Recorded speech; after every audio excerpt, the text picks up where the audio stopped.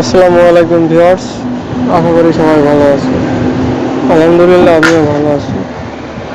আজকে আপনাদের ভেন্ডি চাষ সম্পর্কে কিছু তথ্য শেয়ার করব। এই যে দেখতে পাচ্ছেন, এটা ভেন্ডি বই। এখানে প্রতিদিন মূলত একদিন পর পর একদিন 2 মণ করে ভেন্ডি ওঠে।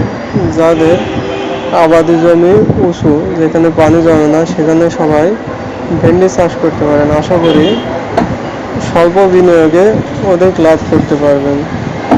ভেন্ডিতে তেমন খরচ নেই, শুধুমাত্র পানি সেচের ব্যবস্থা থাকতে হবে আর মাঝে মধ্যে স্প্রে দিলে হবে ইনশাল্লাহ।